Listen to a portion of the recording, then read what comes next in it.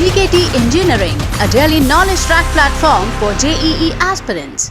Hello, मेरा नाम राजीव गुप्ता है और मैंने अपने जेई मेंस सेशन 1 पे फर्स्ट अटैम्प्ट में 290 स्कोर किया है आउट ऑफ 300। मेरी परसेंटाइल 100 आई है और इसके लिए क्या करना रहता है वो मैं आज आपको बताऊंगा। सबसे पहले तो बात कर लेते हैं कि हमारा एटीट्यूड क्या रहना चाहिए क्वेश्चन पेपर की तरफ, और उससे पहले हमारी प्रिपरेशन के दौरान हमें पहली बात हमें शेड्यूल नहीं बनाना चाहिए। शेड्यूल बनाने वाला दुनिया को मालूम है पढ़ता नहीं है। हमें टारगेट सेट करना चाहिए कि आज मैं इतना करूँगा और फिर करूँगा तो करूँगा ही। शेड्यूल बनाने से नहीं होता। शेड्यूल में तो 10 चीज़ें आ सकती है कि आज अरे ये आ गया, अरे वो आ गया, पर टारगेट अगर सेट है तो आपका गोल ज़रूर अचीव होगा। उसके बाद दूसरी चीज़, आप जहाँ से भी पढ़ रहे हैं अपने जो टीचर हैं उनके ऊपर पूरा रिलाई करें, पूरा एकदम पूरी तरीके से। अगर आप हल्का सा भी इधर उधर होते हैं इधर उधर, तो आपको एक्सपीरियंस नहीं है पर आपके टीचर्स को है, तो हो सकता है कि उनका बताया हुआ ऊपर हो सकता है क्या होगा ही, वो डाउट नहीं है उसके अंदर।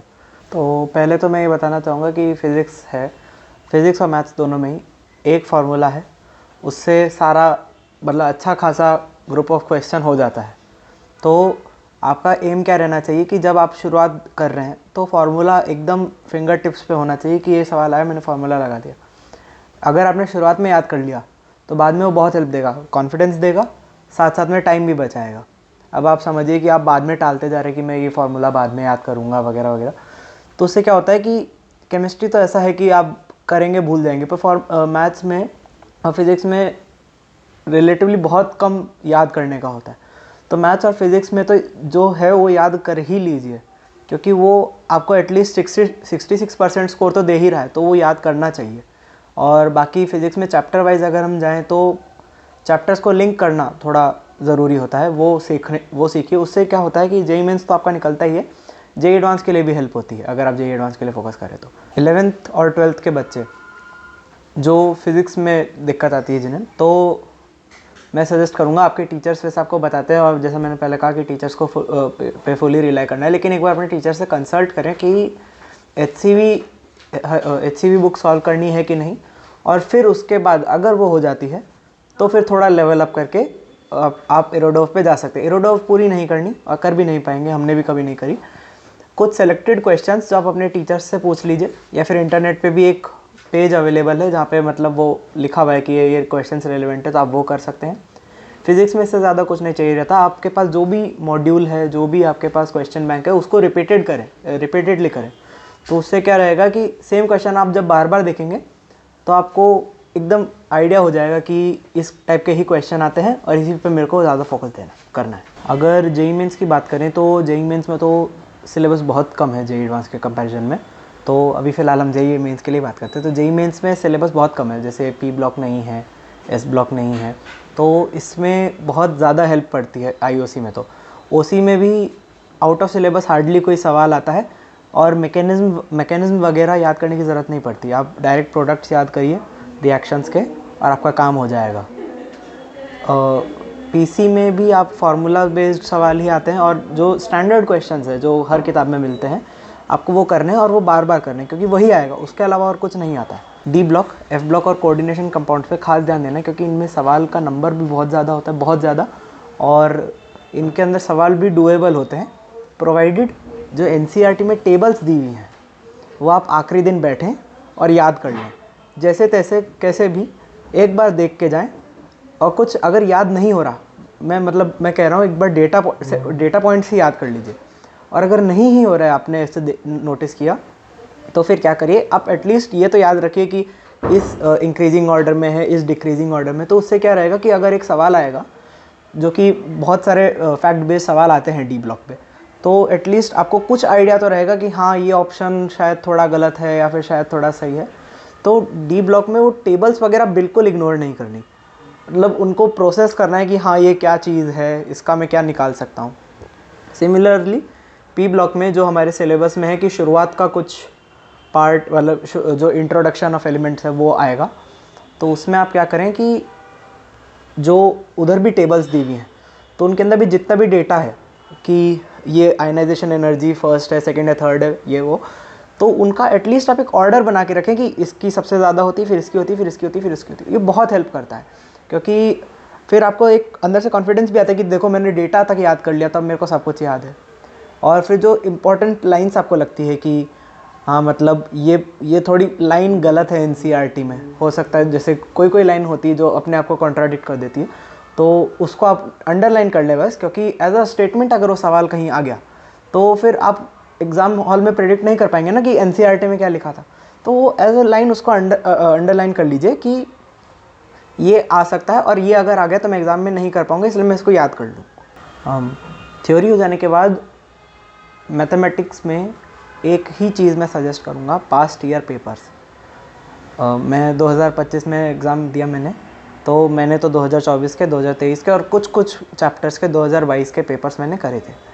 और मैथ्स में इसके अलावा और कुछ नहीं है, यही आपको जितना आइडिया देना होगा देगा। और आपको भी, सबको भी मालूम है कि मैथ्स बहुत लंबी आती है कंपैरेटिवली बाकी दो सब्जेक्ट से। इस साल थोड़ा अलग हो गया, लेकिन इन जनरल मैथ्स बहुत लंबी आती है। तो समय बचाने के लिए जो भी आप प्रैक्टिस करें, घड़ी लगा के करें, टाइम सेट करके कि इस टाइम फ्रेम में मेरे को इतने क्वेश्चन करने हैं। अगर नहीं हो रहे कोई बात नहीं, लेकिन एटलीस्ट एक रिकॉर्ड रखें कि मेरे से 20 क्वेश्चन इतने समय में होते हैं। तो टाइम फ्रेम में आपको एक सवाल को करना है, फिर पास्ट ईयर पेपर्स करने ही हैं, उसके अलावा और कुछ नहीं है। अब आप एकदम आखिरी समय पे आके कर रहे हैं तो फिर मैं सजेस्ट करूँगा कि 2022 वाले ज़रूर कर लें, उनसे आपको वर्स्ट का अंदाज़ा लग जाएगा कि इससे बुरा नहीं आ सकता। 2022 वाले रिलेटिवली टफ़र हैं 2023 और 2024 से। और अगर आप 2025 में हैं तो 2025 के पेपर देने की स्थिति में हैं तो आप वो भी दीजिएगा, क्योंकि 2025 में भी मैथ्स तो डिसेंट इनफ आई थी। जब आप एग्ज़ाम शुरू करेंगे तो सबसे पहले आपको मैथ्स दिखेगी। जेईई मेंस का जब आपका टेस्ट स्टार्ट होगा, आपको मैथ्स दिखेगी। तो अगर आपको लगता है कि आपका मैथ्स स्लो इनफ है तो आप तुरंत बाकी दो सब्जेक्ट पे जाएंगे, फिर वहाँ से समय बचा के आप मैथ पे आएंगे। क्योंकि आप समझिए एक सवाल है, आप उसको 4 मिनट दे के 4 मार्क्स निकालेंगे या फिर आप उसको 1 मिनट दे के 1 मार्क्स निकालेंगे। तो मैं 1 मिनट में केमिस्ट्री वाले सवाल को करना ज़्यादा प्रेफर करूँगा, वही समझदारी है। और एग्ज़ाम के दौरान आपको एक चीज़ का बहुत ध्यान रखना है, बहुत ठंडे मन से सोचना है। आपको इस चीज़ का पूरा ध्यान रखना है कि मेरा दिमाग कहीं इधर उधर तो नहीं हो रहा, मेरा बाजू वाले पे कुछ मेरा ध्यान नहीं होना चाहिए, मेरा पेन नहीं चल रहा वगैरह, ऐसी चीज़ पे बिल्कुल ध्यान नहीं देना। आपका टारगेट है, मेरा सामने एक स्क्रीन है, उसके ऊपर सवाल है, मेरे को करना है। आपका कहीं इधर उधर ध्यान नहीं होना चाहिए कि अरे मेरे तो ये हो गया था, मेरे को ये सवाल नहीं आता, छोड़ दो। पर उसके चक्कर में, उस एक सवाल के चक्कर में आपके बाकी के जो 20-30 क्वेश्चन है उनके अंदर जो मूड ख़राब होगा, उसको बचाने का यही तरीका है कि आप क्वेश्चन देखो, आता है। ये आपका डिसीजन बहुत जल्दी होना चाहिए। ये डिसीजन बहुत ज़रूरी होता है कि आपको आता है कि नहीं आता। आता है करो, नहीं आता तुरंत छोड़ो, कोई दिक्कत नहीं है, उतना कुछ खास फ़र्क नहीं पड़ता। पर अगर आप उस क्वेश्चन को लेके बैठ गए या फिर आपके अंदर ऐसा आ गया कि नहीं ये तो करना ही है, ये तो मेरा अच्छा वाला स्ट्रॉन्ग टॉपिक था ही मेरा, तो फिर वो बेवकूफ़ी है।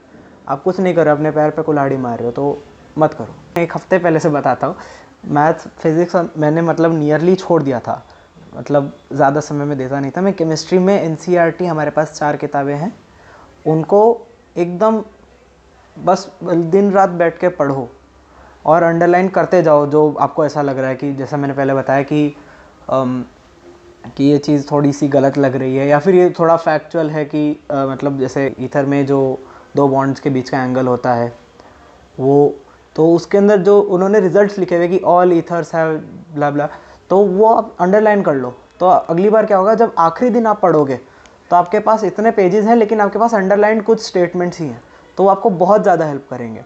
आखिरी दिन का मैं पहले ही बता चुका, मैं वो डी ब्लॉक की टेबल बैठ के, और वो अंडरलाइन स्टेटमेंट्स वो मैंने पहले करे, उसके बाद डी ब्लॉक की टेबल मैंने बैठ के याद करी। मेरा पेपर सुबह था, इसलिए मैं सुबह जल्दी उठ के मैंने डी ब्लॉक का टेबल्स याद करे। मतलब मेरे को रफ़ आइडिया था नंबर्स वगैरह का, बस मैंने रिफ़्रेश करा। और मैंने कोऑर्डिनेशन कंपाउंड्स का आखिरी वाला जो यूजेस ऑफ कोऑर्डिनेशन कंपाउंड है वो मैंने एक बार अच्छे से रिवाइज़ किया, क्योंकि ऐसे क्वेश्चन आते हैं तो आप अपने आप को बचा नहीं सकते, आपको याद होना ही चाहिए। तो ये सब चीज़ों का आखिरी दिन पे बहुत इंपॉर्टेंस बढ़ जाता है, क्योंकि आपका रिटेंशन भले ही आपको रिटेन करना है, वो तो आप ऑब्वियस सी बात है कि आप महीने भर 2 महीने रिटेन नहीं कर सकते, पर एक दिन तो कर ही सकते हैं। और बल्कि मैं तो उल्टा सुबह पढ़ के गया था, तो 3-4 घंटे तो रिटेन कर ही सकते, तो वो हेल्पफुल रहता है। कोचिंग का तो हमारा शेड्यूल फिक्स्ड है कि टीचर इतने बजे से इतने बजे क्लास लेंगे, तो वो 4.5 घंटे कुछ होती थी क्लास, मतलब 3 क्लास होती थी 1.5 घंटे की, तो रफली उधर 5 घंटा चला जाता था ब्रेक वगैरह लेके। फिर हमारा टेस्ट वगैरह भी होते थे, तो वो है। उसके बाद घर पे आने के बाद हमें हमारे टीचर्स के थ्रू ऑलरेडी होमवर्क मिल चुका होता था। मैं एलन में पढ़ता हूँ, तो वहाँ पे हमारे टीचर्स असाइन कर देते हैं, आप अपने जो भी आपके टीचर होंगे वो उनसे कर लीजिएगा। और जो जिस भी किताब से आप पढ़ते हैं, जो आपको ऐसा लगता हो कि हाँ ये रिलायबल किताब है, उसको बार बार सॉल्व करें, कुछ समय मिल रहा है तो। हमें हमारे टीचर्स असाइन कर देते थे कि ये करके आना आपको, और वो भी एलन के मॉड्यूल्स ही असाइन करते थे, तो ये करके आना, और हम करके आते थे। उसमें सारा समय निकल जाता, मतलब हो जाता था। तो उसको मतलब उसको शिद्दत से करें और थोड़ा घड़ी लगा के करें, नहीं तो फिर क्या होगा कि आप समय बर्बाद करने लग जाएंगे और समय फिर कब निकल जाता है आपको आइडिया नहीं लगता। तो शुरुआत से अपने आप को ऐसे ट्रेन करें कि हाँ मैं एक दिन जेईई मेंस से बैठने वाला हूँ, मेरे को समय का पूरा कंट्रोल होना चाहिए।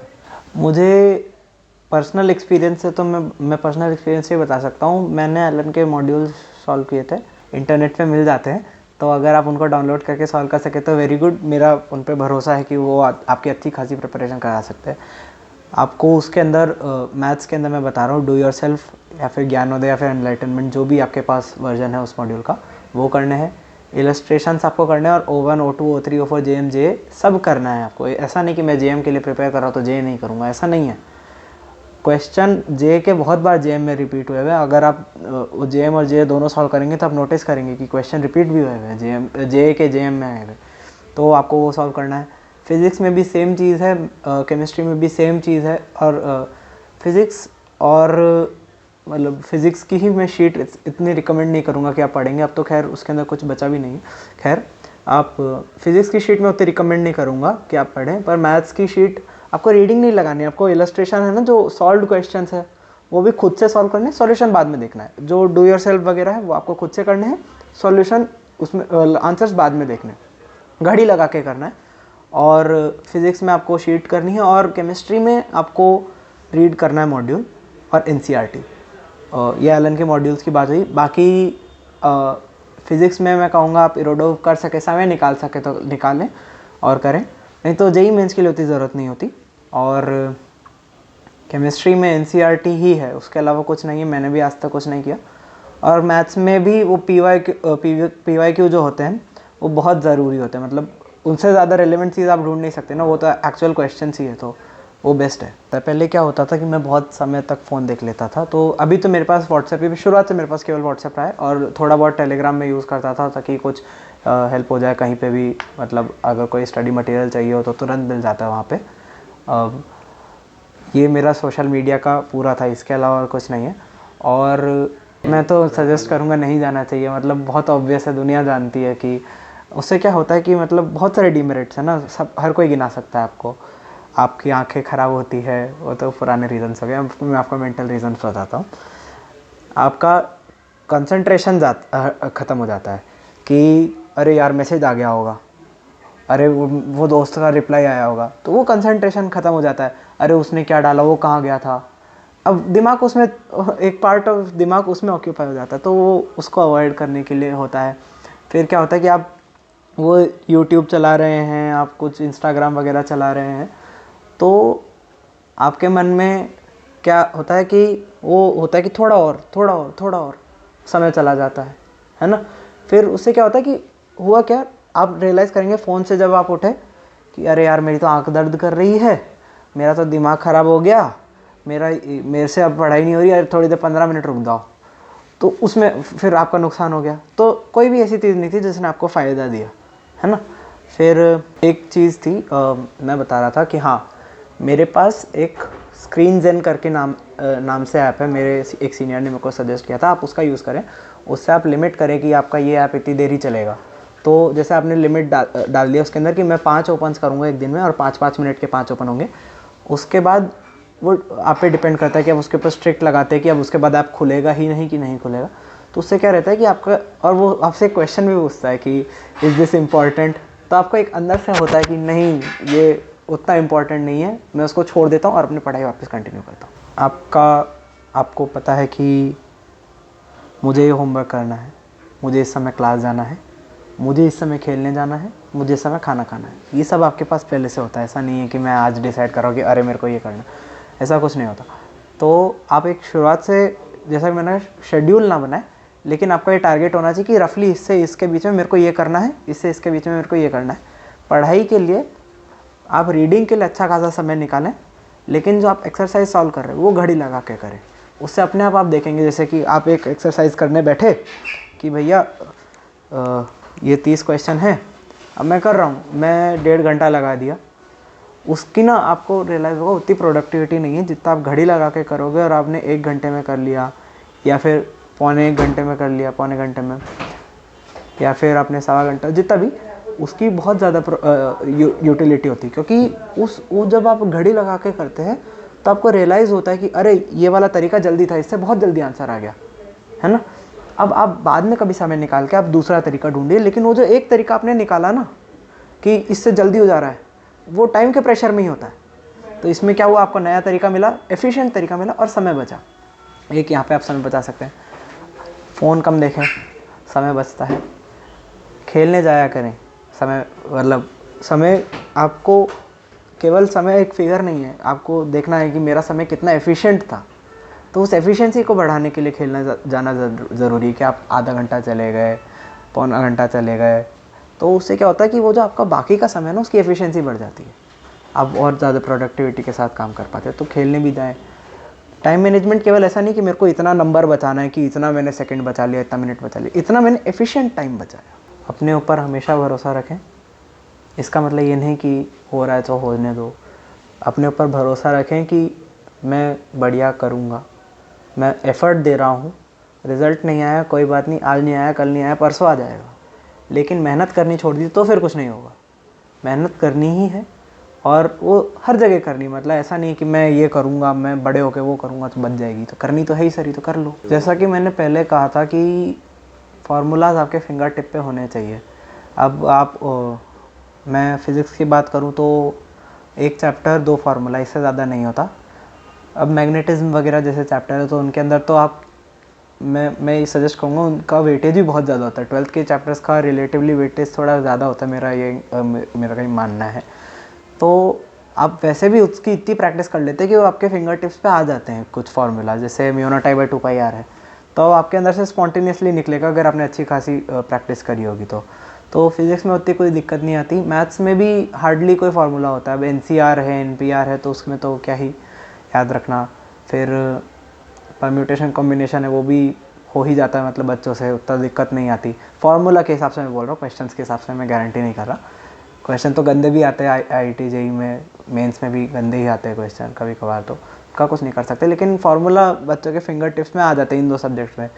केमिस्ट्री में एज सच कुछ फार्मूला होता नहीं है, पर जहाँ होता है वहाँ पे PC में ही होता है स्पेशली, तो वहाँ पे आप उसको यूनिट्स से हैंडल करने की कोशिश करें तो मेरे ख्याल से वो हेल्पफुल रहता है आपको। आप नोटिस करेंगे केमिस्ट्री में एक फ्रेंडली आइसोथर्म होता है, तो उसके अंदर होता है कि Kp⁴ 1/n, तो उसको छोड़ के नियरली हर जगह, नियरली मैं गारंटी नहीं कर रहा, लेकिन नियरली हर जगह डायरेक्टली प्रोपोर्शनल होता है। जो भी चीज़, जो आपकी 2 फिजिकल क्वांटिटी होती है ना क्वेश्चन में, वो डायरेक्टली प्रोपोर्शनल होती है। तो PC इसलिए एक अच्छी चीज़ रहती है कि आपका कैलकुलेशन बच जाता है बहुत सारी जगह, डायरेक्ट प्रोपोर्शनलिटी से काम हो जाता है। तो PC में भी मेरे को लगता नहीं उतनी दिक्कत आती है फार्मूला याद करने में। पर फिर भी अगर आपको फार्मूला याद करने में दिक्कत आती है, क्योंकि आ सकती है, कोई ऐसा बड़ी बात नहीं है, तो आप लिख लें कहीं, क्योंकि फार्मूला ज़्यादा नहीं होंगे। पूरी फिजिक्स में हार्डली 50 फार्मूला होंगे, इससे ज़्यादा कुछ नहीं होगा। और वो भी मतलब उतना ज़्यादा यूज़ नहीं होता है। μ0I/2πr है, वो बहुत ज़्यादा ही यूज़ होता है। ILB है, वो बहुत ज़्यादा यूज़ होता है। BVL है, बहुत ज़्यादा यूज़ होता है। तो वो आपके एकदम फिंगर टिप्स पे होने चाहिए। और जो ऐसे फार्मूला जो हार्डली कभी कभी यूज़ होते हैं, तो वो एटलीस्ट लिख के रखो कहीं कि हाँ मेरे को अरे चमक नहीं रहा, तो वहाँ पे दीवार पे चिपकाया हुआ है, वहाँ से देख लिया, कहीं लिख के रखो ताकि पूरा ना पढ़ना पड़े।